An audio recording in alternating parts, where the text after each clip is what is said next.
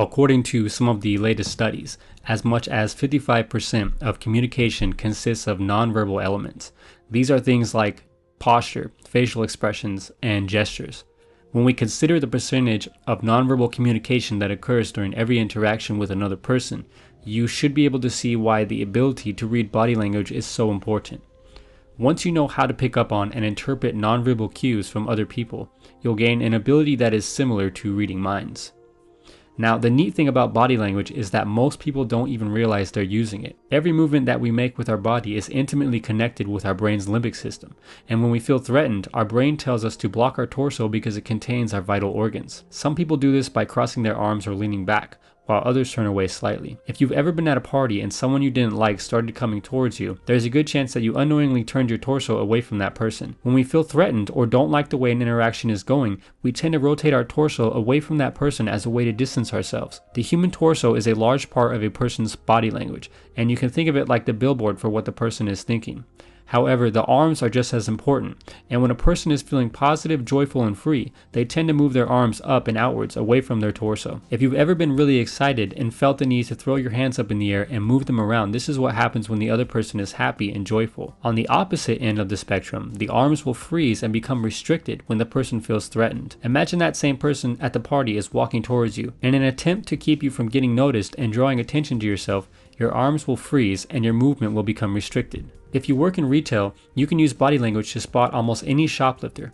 Most people who are planning to steal something tend to look around a lot more than other shoppers, and the key behavior that gives away their motives is arm movement. Since they are trying hard not to draw attention to themselves, their arm movements are very restricted, and the lack of arm movement actually makes them stand out like a sore thumb. The hands are also critical for understanding body language. Our hands are unique, and they are delicate enough to pluck guitar strings, write poetry, or maneuver surgical instruments. They also give away very subtle nuances that occur within the brain. Hand movements are important to decoding what others are thinking, but they are just as important for controlling how others perceive us. Our brains are actually programmed to pay the most attention to the hands and wrists, and this makes perfect sense from an evolutionary point of view. If you've ever watched any of the top motivational speakers in the world, you'll notice plenty of hand movements. The hands are very important for conveying certain emotions. If two salesmen enter your home and tried to sell you a vacuum, you'd pay much more attention to the guy who talked with his hands, and the guy who just stood there with no hand movements would have very little influence over you. Hiding your hands creates a negative impression, so when you're meeting someone, always keep them visible. During face-to-face communication, hiding your hands arouses suspicion and makes you look like you have something to hide. And the same concept applies when you're reading the body language of others. The most motivational speakers use the most powerful hand gestures. When decoding the body language of others, the face is easily the most important part of the body. However, it is also the part that tends to be manipulated the most by someone who is trying to deceive another person. You can think of the face like the canvas for the mind. It can tell you what emotions the other person is experiencing, and the ability to express our emotions through our face is what sets us apart from animals. It is easy to look at a person's face and find out exactly how they're feeling, but you have to know what to look for. With all the tiny muscles in the face, it is estimated that humans can produce over 10,000 different facial expressions. During our childhood, we're taught to put on a happy face, even when we're not excited. We're also taught not to make faces when we don't like certain food. From our earliest moments, we are taught how to precisely control our facial movements, so while the face can be extremely honest in terms of conveying a person's emotions, it is also the area of the body that is most manipulated when trying to deceive others. When a person is angry, scared, disgusted, or displeasured, their face will become tense, as will the rest of their body. You might notice tightening of the jaw muscles, flaring of the nostrils, or squinting of the eyes. Facial contortions, furrowing of the forehead, and squinting can indicate when a person is feeling discomfort or distress. On the flip side, genuine positive emotions are shown by loosening of furrowed lines in the forehead and relaxing of the muscles around the mouth. It is also important to watch for the lips, because they tend to compress when a person is experiencing negative feelings. The neck is also important and will tilt to one side when a person feels comfortable and relaxed. Now, the tilting of the neck is almost impossible to fake, and it is frequently observed during courtship or when two people are enjoying a great date. The final part of the body to observe is the feet,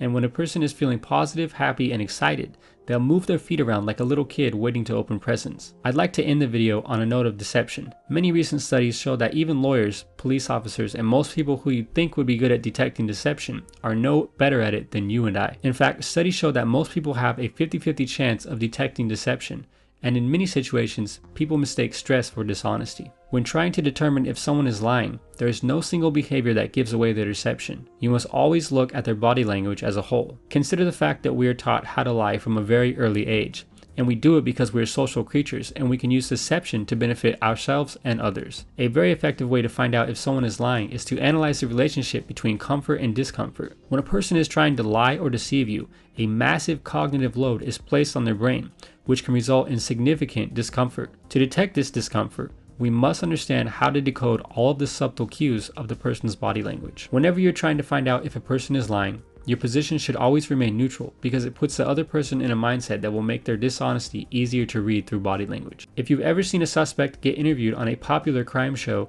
you'll notice the detective starting the interview off with very neutral questions about how the person is doing and maybe offering them some coffee or cigarettes.